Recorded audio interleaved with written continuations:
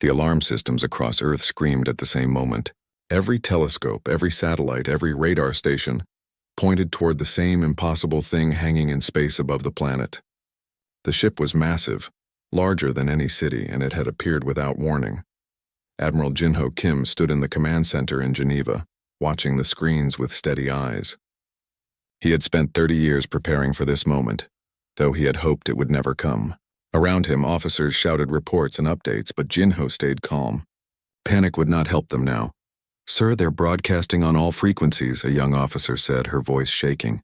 "Every radio, every television, every phone on Earth is receiving the same message." "Put it through," Jinho ordered. The voice that filled the room was not human. It sounded like wind chimes made of crystal, beautiful and terrifying at once. The translation came through clearly, as if the aliens had studied every human language. "People of Earth, we are the collectors, servants of the Galactic Council. Your world has been observed. Your species has reached the stars. By the ancient laws, you must now join galactic civilization and pay the tribute that all species pay." Ambassador Una Park entered the command center, her face pale but composed. She had been in a meeting with the Security Council when the ship arrived. Now she stood beside Jinho, listening to the alien voice continue its message. "The tribute is simple and fair. You will provide 30% of your planet's resources each year. You will provide 20% of your population to serve the Council's needs. You will surrender all military weapons and capabilities. In return, the Council will protect you and allow you to trade with other species." Jinho felt his jaw tighten. This was not first contact. This was extortion. "You have 30 Earth days to prepare your tribute. A collector will arrive to accept your submission. Failure to comply will result in consequence protocols. 23 species have refused the tribute. Those worlds are now silent and empty. Choose wisely." The message ended. The command center erupted in chaos. Officers argued and shouted questions. Jinho raised his hand and slowly the room fell quiet. "Get me the Secretary General," he said. "And someone find Dr. Doyen Choi. We need our best language expert here immediately." 2 days later, the collector's shuttle landed in a field outside Geneva. The thing that emerged was not like any creature from Earth. It stood 3 meters tall, its body made of translucent crystal that shifted through different colors. Inside the crystal, lights moved like thoughts made visible. Jinho, Yuna, and Dr. Doyen Choi waited with a security team. Doyen was a thin man with quick eyes who had spent his life studying languages. Now he would be studying something no human had ever heard before. The collector spoke, and this time the translation came from a device it carried. "I am Collector Unit 7. I will record your tribute manifest and prepare your world for integration." "We need time to discuss this," Yuna said carefully. She had been chosen to speak because of her skill in difficult negotiations. 30 days is not enough for our entire world to make such a decision." "The timeline is standard," the collector replied. Its voice held no emotion, no room for argument. "All species receive 30 days. This is generous. Some species received less. Can we negotiate the terms?" Yuna tried again. "Perhaps a smaller percentage, or the terms are fixed. They have been the same for 4,000 years. 30% resources, 20% population, complete military surrender. No species has ever received different terms." Doyen stepped forward, his recorder capturing every sound the collector made. "May I ask a question about the 23 species that refused? What happened to them?" The collector's colors shifted to a deep red. "They were made examples.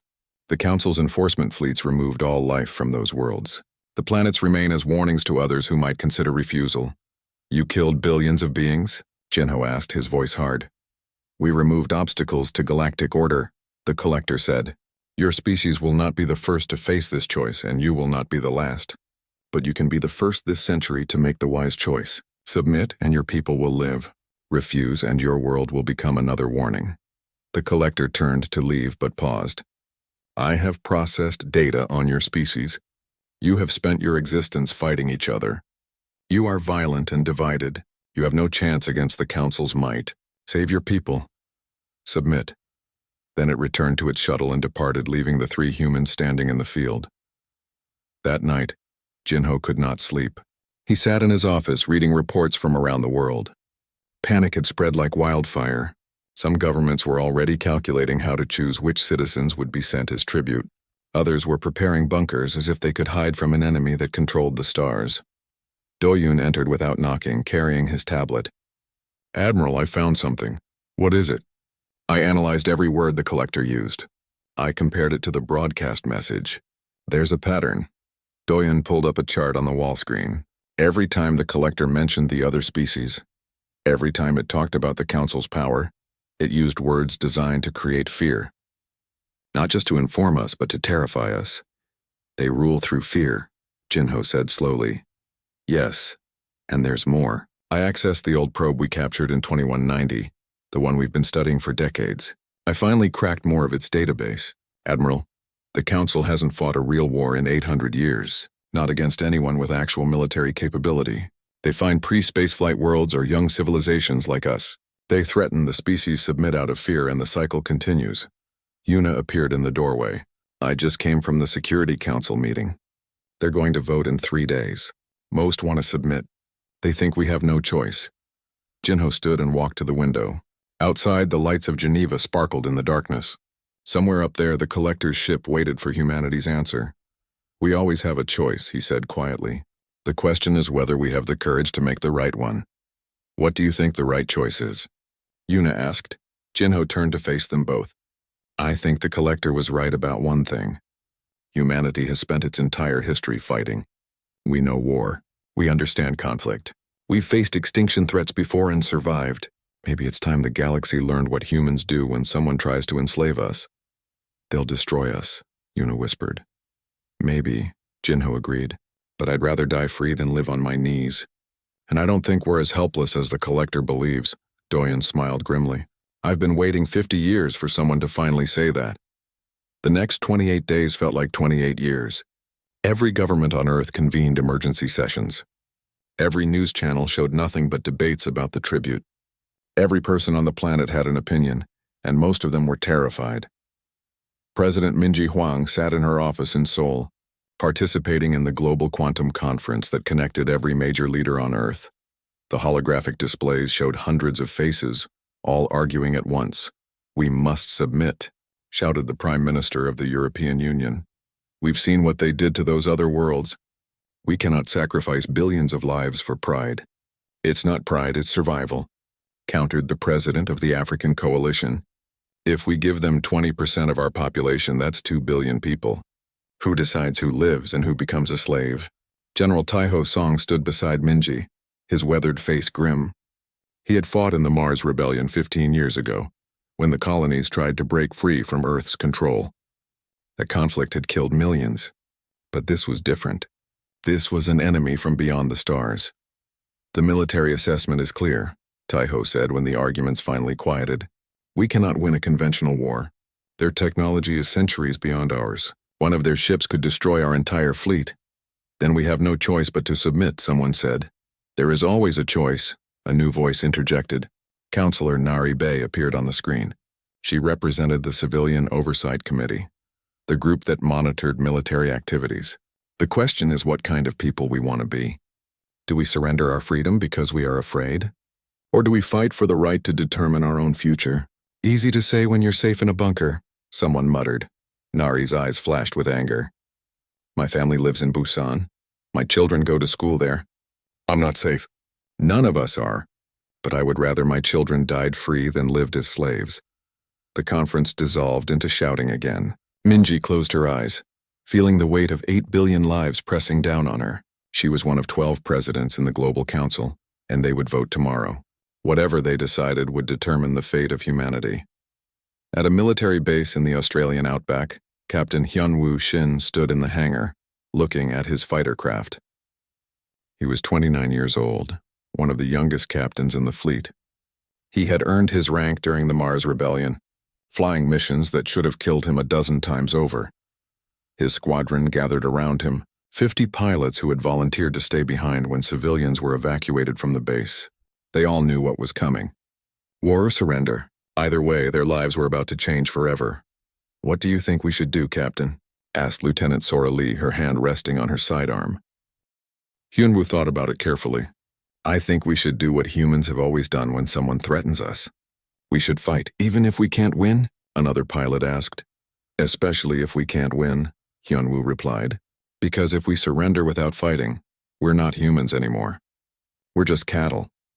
Back in Geneva, Admiral Jin-Ho Kim met with his inner circle in a secure bunker deep underground. With him were Yuna, Doyen, General Taiho via video link, and a dozen other military commanders and scientists. Show them, Jin-Ho said to Doyen. The linguist pulled up a holographic display. It showed the collector's ship, but with layers of analysis overlaid on the image. We've been studying their technology since they arrived. Their shields are impressive, but they have a flaw. They're designed to stop energy weapons and large projectiles, but they're not optimized for small, fast-moving objects. Meaning? Asked General Taiho. Meaning they've never fought an enemy that uses kinetic weapons at scale, Doyen explained. They expect lasers and plasma. They don't expect bullets and missiles. A scientist named Dr. Isul Han spoke up. We've also been analyzing the probe we captured decades ago. It contains data about the Council's military doctrine. They rely on overwhelming technological superiority. They bombard planets from orbit. They don't do ground invasions. They don't engage in close combat. They've forgotten how to actually fight, Jin-Ho said. They've been bullying defenseless civilizations for so long, they've lost the instinct for real war. But they still have superior numbers and firepower, Yuna pointed out. Even if we can hurt them, can we actually stop them? Jin-Ho pulled up another display. This one showed Earth's solar system, with markers scattered throughout. For 50 years, we've been preparing for the possibility of hostile aliens. We didn't advertise it. We didn't tell the public, but we've been building defenses. The markers appeared in the asteroid belt, on Mars, on the Moon, even in the outer solar system. There were hundreds of them. What are those? Yuna asked. Weapons platforms. Defense stations, mines, railguns. We've turned our entire solar system into a fortress. It won't be enough to stop a full invasion, but it will make them bleed. And maybe, just maybe, it will make them think twice about pushing us too hard. General Taiho leaned forward on his screen. You want to fight them? I want to give the Council a choice, Jin-Ho corrected. They can accept our refusal and leave us alone, or they can try to force the issue and discover that humans are not easy prey. They'll come back with a fleet, Taiho said. Probably. But by then, we'll have more time to prepare, and we'll have sent a message to every other species in the galaxy that humans don't kneel. Yuna stood and walked to the display, studying the markers. If we do this, millions will die. Maybe billions. If we submit, billions will be enslaved, Jin-Ho countered. And the rest will live under the Council's rule forever. Our children will be born into servitude. Our culture will be erased. Earth will become just another tributary world, squeezed for resources until there's nothing left. He's right, Doyen said quietly. I've studied the Council's history in their own databases. They're parasites. They drain worlds dry and move on. Submission isn't safety. It's slow death. Yuna turned to face them all. So what do we do? Tomorrow the Global Council votes, Jin-Ho said. We present them with the facts. We show them our capabilities. We give them the choice. And then we let democracy work. The next day, the vote took place. It was broadcast to every device on Earth, watched by 8 billion people holding their breath. The tally was close. 7 votes for submission, 5 votes for resistance, but then President Minji stood up. She had not yet cast her vote, holding it until the end. I have heard all the arguments, she said, her voice steady. I understand the fear. I feel it too. But I have also read our history. Every time humans faced extinction, every time we faced an enemy that seemed unbeatable, we fought. We didn't always win, but we always fought. And that spirit, that refusal to surrender, is what made us human. She paused, looking directly into the camera. I vote for resistance. Humanity will send its answer to the collector, and that answer is no. The final tally, 6 votes for resistance, 6 for submission. The tiebreaker fell to Admiral Jin-Ho Kim as the commander of Earth's unified military forces. He didn't hesitate. Resistance. Around the world, reactions split down the middle. Half the population celebrated, waving flags and cheering in the streets. The other half wept and prepared for the end. In his office, Jin-Ho sat alone, knowing that he had just committed humanity to war. But as he looked at the photo on his desk, his grandmother, who had survived Earth's last world war, he remembered her words. Better to die on your feet than live on your knees. He picked up his communicator. This is Admiral Kim to all commands. Activate Protocol Defiant. Prepare for the collector's return. The countdown had begun. The 30th day arrived like a storm cloud. The collector's ship remained in orbit, waiting. At dawn, Admiral Jin-Ho Kim prepared for the journey that would change everything. He wore his full dress uniform, every medal earned through decades of service, polished and perfect. This was not vanity. This was sending a message. Humanity would face the galaxy with dignity and strength. Ambassador Yuna Park stood beside him in the shuttle bay. She wore a simple black suit, her hair pulled back severely.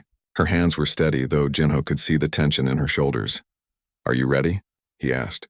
"No," she admitted. "But let's do it anyway." The shuttle lifted off from Geneva, carrying them toward the massive alien ship hanging in space. With them came an honor guard of 12 Marines, handpicked by General Tejo. They were not there to fight.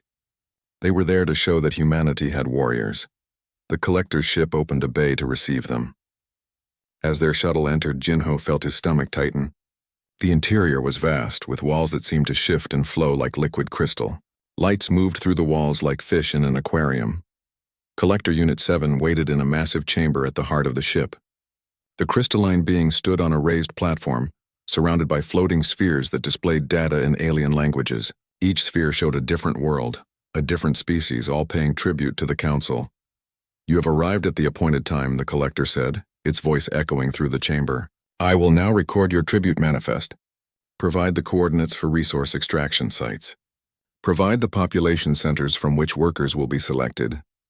Provide access codes to military installations for decommissioning." Jin-Ho stepped forward. He held a small data chip in his hand, no bigger than his thumbnail. "We have prepared our response," he said clearly. "Everything is on this chip." The collector extended a crystalline appendage. Jin-Ho placed the chip in its palm. The alien being absorbed it into its body, and lights flickered inside its translucent form as it processed the data. For a long moment, there was silence. Then the collector spoke, and for the first time, Jin-Ho heard something like confusion in its voice. "This file contains only one word." "Yes," Jin-Ho confirmed. "In every human language." The collector continued.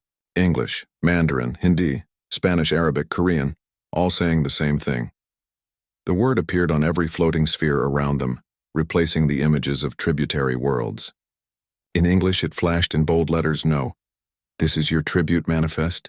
the collector asked. "This is our answer," Jin-Ho said. "Humanity refuses your tribute. We will not surrender our resources. We will not surrender our people. We will not surrender our freedom." The collector's colors shifted to deep red, the same color it had shown when discussing the destroyed worlds. "You have seen the consequence protocols. 23 species refused. 23 species were eliminated. You cannot believe you will fare better." Yuna stepped forward. "We've studied your records. Those 23 species were young civilizations barely into space. You bombed them from orbit because they couldn't fight back. You've shown us images meant to frighten us, but we're not frightened. We're angry." "Anger is irrelevant against the Council's might," the collector stated. Jin-Ho moved closer, looking up at the towering alien. "Let me tell you something about humanity. We've been studying you too. That probe you sent 57 years ago, the one you thought was destroyed, we captured it. We've been analyzing it all this time. We know about the Council. We know your history." The collector's lights flickered rapidly. "That probe's loss was recorded as an accident." "It was no accident," Doyen's voice came through Jin-Ho's earpiece, feeding him information. "You haven't fought a real war in 800 years. You find weak civilizations and threaten them. When they submit, you drain them slowly. When they refuse, you destroy them quickly, before they can become a real threat. But you've never faced a species that was ready for you," Jin-Ho continued. "You've never faced a species that's been at war with itself for its entire history. We know conflict, Collector. We understand violence in ways you've forgotten." "You will be destroyed," the collector said, but now there was something else in its voice. "Uncertainty." "Maybe," Jin-Ho agreed, "but we'll make you pay for it. And every species in the galaxy will see. They'll see that the Great Galactic Council can be resisted. They'll see that you bleed, and they'll start asking themselves why they're still paying tribute." The collector was silent for a long moment. Then it spoke again. "The Council will send a fleet. Your world will burn. Then the galaxy will know what you really are," Yuna said. "Not peacekeepers, not protectors, Just bullies with big ships who murder anyone who won't surrender. We will send the recordings to every tributary species we can reach, Jinho added. Let them see what happens when someone says no. Let them decide if they want to remain slaves. The collector's entire body pulsed with angry red light. You cannot win this conflict. Probably not, Jinho said calmly. But we don't need to win. We just need to make you bleed enough that the other species see it. Tell me, Collector, what happens to the Council when even 10% of tributary worlds stop paying? What happens when 100 species refuse? Can you destroy them all? We have the power to eliminate any threat, the Collector insisted. Then why haven't you? Yuna challenged. Why do you rely on fear and threats? Why not just conquer every world by force? I'll tell you why. Because you can't. You don't have the numbers. You don't have the will. You're parasites, and parasites die when the host fights back. The Marine Honor Guard stood at attention behind Jinho and Yuna, not moving, not speaking, but their presence sending a clear message. These were Earth's warriors. These were humans ready to fight. Jinho reached into his pocket and pulled out another chip. He tossed it toward the Collector, who caught it reflexively. That contains our full military assessment of your capabilities, based on 50 years of studying your technology. We know your weapons. We know your tactics. We know your weaknesses. And we've prepared accordingly. This is your final chance to reconsider, the Collector said. No, Jinho replied. This is your final chance. You can accept our refusal and leave us alone, or you can send your fleet and discover what it means to fight humans. The choice is yours. The Collector's lights flickered through dozens of colors processing this information. Finally it spoke. I will relay your response to the Council. They will make their judgment. Tell them something else, Yuna said as they turned to leave. Tell them that the age of tribute is over. One way or another, it ends with us. The Honor Guard fell into formation as Jinho and Yuna walked back to their shuttle. Not one of them looked back at the Collector. They had delivered their message. Now the galaxy would see how it responded. As their shuttle departed the alien ship, Jinho looked at Yuna. Do you think we just started a war? No, she said quietly. I think we just joined one that's been going on for centuries. We're just the first species with the courage to fight back. The shuttle descended toward Earth, where 8 billion people waited to learn their fate. In orbit above them, the Collector's ship began transmitting to the Council's throne world, carrying news that would shake the foundations of galactic civilization. A species had refused tribute. Not with pleas or negotiations. Not with tears or submission. With a single word that every being in the galaxy would soon know. No Jinho sat back in his seat, closing his eyes for a moment. When he opened them again, he looked through the viewport at Earth below, blue and green and beautiful. Now, he said to Yuna, we prepare for them to answer back. How long do we have? She asked. General Tejo estimates 2 weeks before their fleet arrives. Maybe 3.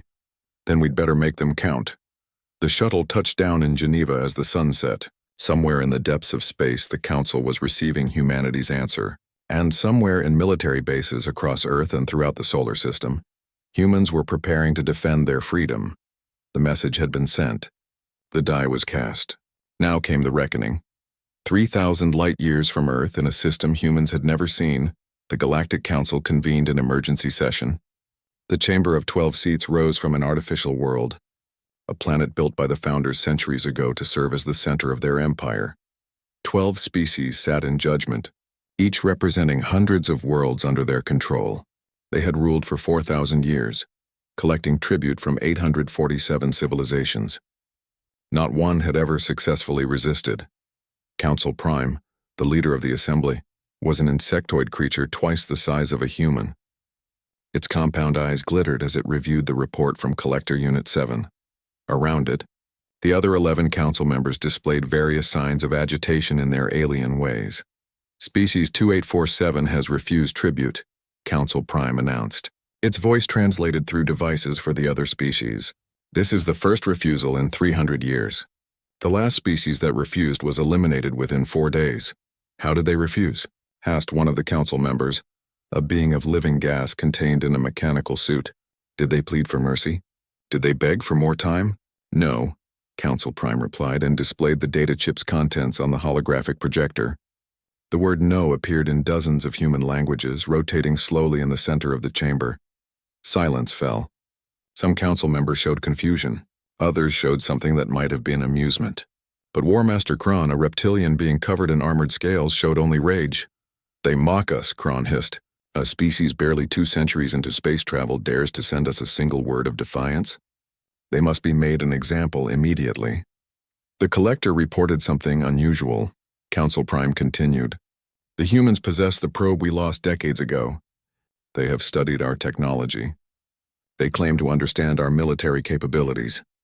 "Impossible," another council member scoffed. "That probe's database was encrypted with 1,000-layer security. Nevertheless, they quoted specific details about our fleet compositions and tactics. Either they cracked our encryption or they are bluffing very convincingly." War Master Kron stood, his massive form towering over the others. "It does not matter what they know. Knowledge without power is meaningless. I will dispatch the 7th Fleet immediately. 300 ships should be more than sufficient to crush this rebellion." 300 seems excessive for one world, someone pointed out. "It is not about the world," Kron explained, his tail lashing behind him. "It is about the message. When other tributary species see what happens to those who refuse, they will remember why they pay tribute. Fear is our greatest weapon. We must maintain it." Council Prime considered this. "What does the 7th Fleet's tactical assessment show?" Kron pulled up holographic displays showing Earth and its solar system. A young star system. One inhabited world, primitive military capabilities. They have approximately 2,000 combat vessels scattered throughout their system. We estimate complete subjugation in 72 hours. "And if they resist longer?" asked another council member. "Then we use Consequence Protocol Omega. We destroy their moon first as a demonstration. The resulting tidal disruptions will kill millions and show them we are serious. If they still refuse, we proceed with orbital bombardment until their resistance capacity is eliminated." "How many human casualties are you projecting?" Council Prime asked. "Between 4 and 5 billion, depending on how stubborn they prove to be. We will leave approximately 3 billion alive, enough to rebuild and serve as a workforce for resource extraction." The council chamber filled with the sounds of agreement from various alien throats and communication devices. This was how it had always been done. Refuse the tribute, face destruction, survive as a broken population serving the council. Simple, efficient, effective. "I approve the deployment of the 7th Fleet," Council Prime declared. "War Master Kron, you will personally command this operation. Make an example of this species. Show the galaxy that the Council's authority cannot be challenged." Kron bowed his massive head. "It will be done. The fleet departs within the hour." Back on Earth, Admiral Jinho Kim watched the long-range sensors with growing certainty. They were coming. He could feel it in his bones. The Council would not accept humanity's refusal without response. "Admiral," a sensor technician called out, "we're detecting massive gravitational anomalies at the edge of the system. Multiple jump signatures. How many?" Jinho asked, though he already knew the answer would be bad. "Still counting, sir. At least 200 contacts." "No, 300. "Sir, it's a fleet." General Tejo appeared on the main screen from his command post on Mars. "They brought an army." "They brought a message," Jinho corrected. "They want to intimidate us. They want other species to see overwhelming force-crushing resistance." Dr. Doyen entered the command center, carrying his tablet. "I've been monitoring Council communication channels. They're broadcasting on open frequencies, making sure everyone can hear. They want an audience for this." "Then let's give them a show," Jinho said grimly. He opened a channel to every military installation in the solar system. "This is Admiral Kim to all commands. Enemy fleet detected at system edge. Estimated arrival at Earth in 14 days. All defensive measures are now active. Protocol Defiant is in full effect." Across the solar system, responses came back immediately. Military bases on the Moon, Mars, and the asteroid belt acknowledged. Hidden weapon platforms powered up. Civilian evacuation shuttles began their flights to underground shelters. President Minji Huang addressed the world one more time, her face appearing on every screen. "The Council has sent a fleet to punish us for refusing to be slaves. They expect us to surrender in fear. They expect us to beg for mercy. Instead, we will show them what humanity truly is. We will fight for our freedom. We will fight for our future. And win or lose, the galaxy will know that humans do not kneel." Captain Hyunwoo Shin sat in his fighter craft, performing final system checks. Around him, Thousands of other pilots did the same. They had all volunteered for the first wave, knowing that many of them would not survive. But they flew anyway, because someone had to show the council that humans had teeth. "All fighters report ready," came the voice of his squadron leader. "Captain Shin, you have command of the third wing." "Understood," Hyunwoo replied. He looked at the photo taped to his dashboard, a picture of his younger sister in her school uniform. She was in a shelter now, deep underground. If he failed, she might never see the sky again. That thought hardened his resolve. The Council's fleet moved through space like a swarm of metal locusts, confident in their overwhelming numbers. War Master Kron stood on the bridge of his flagship, viewing the tactical displays with satisfaction. "Sensors detect minimal defensive preparations," his tactical officer reported. "The humans have scattered their forces throughout the system. They lack unified command structure." "Good," Kron said. "They are frightened and disorganized. This will be over quickly." "Sir, we're receiving a transmission from the human world." "Put it through." Admiral Jin Ho Kim's face appeared on the screen. Kron studied the human with interest. This was the one who had delivered the refusal. This was the one who had dared to say no. "War Master Kron," Jinho said calmly. "I know you can hear me. I know you're listening. I want you to understand something before this begins. You think you're coming to punish us. You think you're coming to teach us a lesson. But you're wrong." Kron's eyes narrowed. "You cannot win this war, human." "Maybe not," Jinho agreed. "But we can hurt you. We can make you bleed. And every species in the galaxy is watching. When they see you need 300 ships to crush one world, when they see us fighting back, when they see you killing billions because we won't surrender, they'll start asking questions. They'll start wondering why they're still paying tribute." "They pay because the alternative is death," Kron replied. "No," Jinho said. "They pay because no one has shown them that resistance is possible. We're going to change that. See you in 14 days, War Master. We'll be waiting." The transmission ended. Kron stared at the blank screen for a long moment. Then he turned to his tactical officer. "Increase speed. I want to reach their world in 12 days, not 14, and begin recording everything. The Council wants the other species to see what happens to rebels. We will give them a perfect example." But deep inside, in a place he would never admit, Kron felt something he had not felt in 800 years of service. A small seed of uncertainty. The human admiral had not shown fear. He had shown confidence. And confident prey was dangerous prey. The fleet accelerated toward Earth, 300 ships against one world. The greatest military force assembled in a century, sent to crush a single species that had dared to refuse tribute. Neither side knew yet how this would end. But both sides knew that the galaxy would never be the same afterward. The Council's 7th Fleet entered the asteroid belt 12 days after leaving their home system. War Master Kron stood on his flagship's bridge, watching the tactical displays with satisfaction. The human world hung in the distance, blue and vulnerable. "All ships report ready for combat," his tactical officer announced. "Weapons charged, shields at maximum. We are prepared to begin the demonstration." "Target their moon first," Kron ordered. "Fire a single planetary bombardment beam. Let them see what awaits their world if they continue to resist." But before the order could be executed, the sensor officer's voice cut through the bridge. "Sir, the asteroids are moving." Kron turned sharply. "What?" On the tactical display, dozens of asteroids suddenly showed propulsion signatures.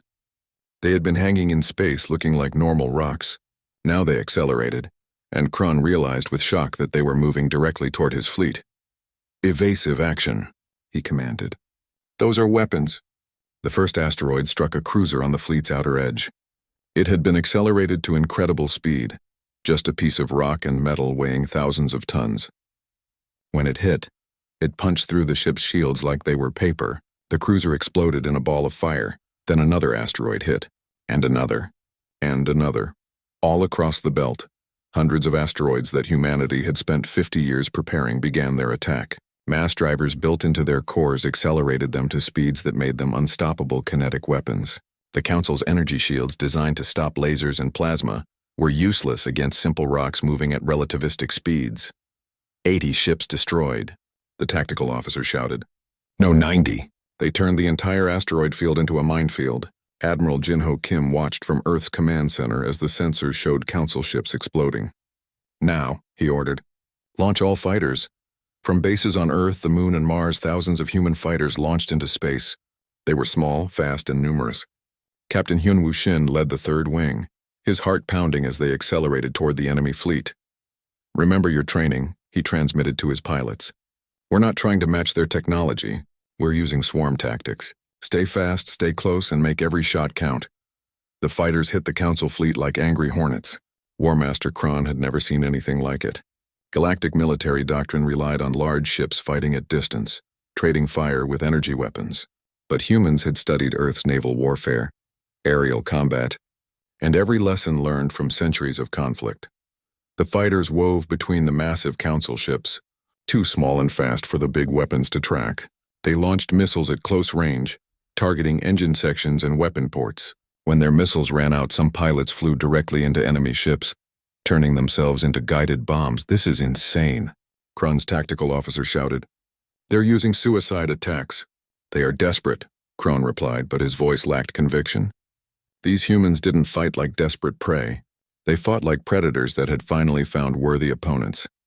General Taiho watched the battle from Mars Command, coordinating the next phase. "Activate the lunar batteries," he ordered. On Earth's moon, sections of the surface that had looked like normal craters suddenly opened. Beneath them were railgun installations that had been built over 3 decades, hidden from orbital observation. Electromagnetic rails charged, and slugs of metal accelerated to impossible speeds. The railgun fire caught the Council fleet from a new angle.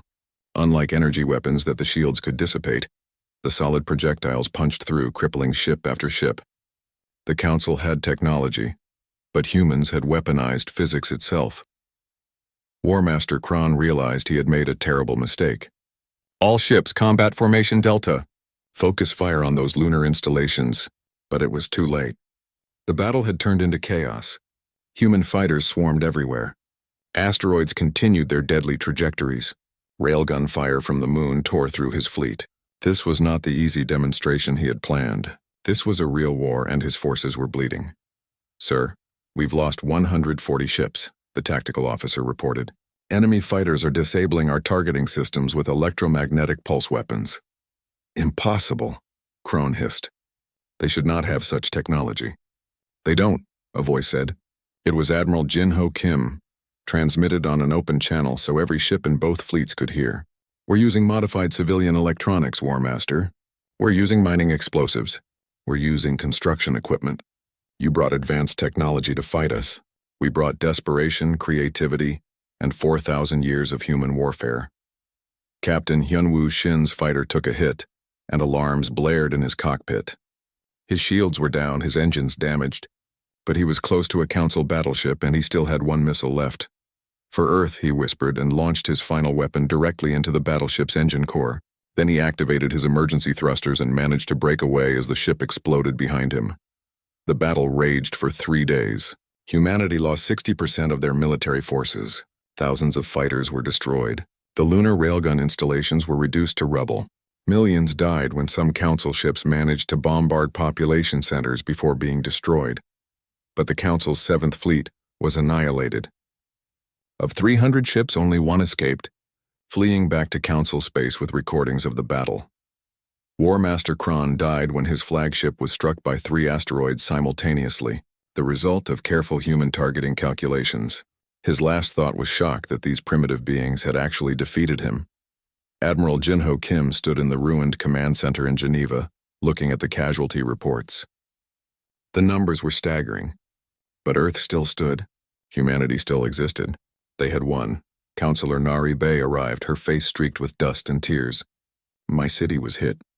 Half of Busan is gone. My children—" "I'm sorry," Jin-Ho said quietly. "Don't be," Nari replied, her voice hard. "They died free. That's more than the Council would have given them." Dr. Doyen entered, carrying his tablet. "Admiral, you need to see this. The broadcasts from the battle have spread throughout Council space. 17 tributary species have sent messages refusing to pay tribute. They saw what we did. They saw that the Council can be beaten." Yuna appeared on a screen from the United Nations building. "The Council is demanding a conference. They want to negotiate." "Tell them no," Jin-Ho said. "Sir?" "Tell them no," he repeated. "No negotiations. No tribute. No surrender. They wanted to teach the galaxy a lesson. Well, we taught them one instead. The age of tribute is over. 3,000 light-years away, Council Prime stared at the recordings of the battle with something approaching horror. The 7th Fleet destroyed, War Master Kron dead, and worst of all, the recordings spreading to every tributary world, showing that resistance was possible. We must send the entire military, one council member demanded. Crush this rebellion before it spreads. With what forces? Another countered. We only maintain enough military to intimidate, not to wage actual wars. If we commit everything to destroying Earth, a dozen other worlds will rebel while we're distracted. Council Prime spoke slowly. We have ruled through fear for 4,000 years. But fear only works if no one challenges it. These humans challenged it and survived. They won. Other species will follow their example. What do? Someone asked. We adapt, Council Prime said. We send ambassadors, not fleets. We offer trade instead of tribute. The old system is dead. The humans killed it with one word. Back on Earth, the sun rose over a scarred but unbroken world. Captain Hyunwoo Shin stood in a hospital, his arm in a sling, looking out the window at the sky. Somewhere up there, the galaxy was changing because humanity had refused to kneel. President Minji Huang addressed the world once more. We have lost so much. Cities destroyed, millions dead. But we are still free. We proved that tyranny can be resisted, that bullies can be stopped, and we sent a message to every enslaved species in the galaxy. That message is simple. Stand up, fight back, be free. Admiral Jinho Kim sat in the ruins of his office, exhausted beyond measure. Yuna sat beside him, equally tired. Do you think they'll come back? She asked. Not like that, Jinho replied. We hurt them too badly, and we showed everyone else that it's possible to hurt them. The Council's power was always built on perception. We shattered that perception, so what happens now? Now, Jinho looked at the data streaming in from Council space. More species declaring independence, others forming defensive alliances. The galaxy was waking up. Now we rebuild. And we prepare. Because Earth just became the symbol of resistance for the entire galaxy, other species will look to us for guidance, for hope. That's a heavy burden. Better than the alternative, Jinho said. He pulled up the image that had started it all, that single word that had terrified the Council more than any weapon could have. No. One word, Yuna said softly. That's all it took to start a revolution. Sometimes that's all you need, Jinho replied. The courage to say no. The courage to fight. The courage to believe that freedom is worth any price. They sat together in silence, watching as the sun rose over a changed world and a changing galaxy. Humanity had spoken. The Council had learned. And the age of tribute was over, replaced by an age where species stood together as equals, not slaves. The war had been won. The real work was just beginning. But humanity had proven something that would echo through the stars for generations to come, that when faced with tyranny, the only acceptable answer was no.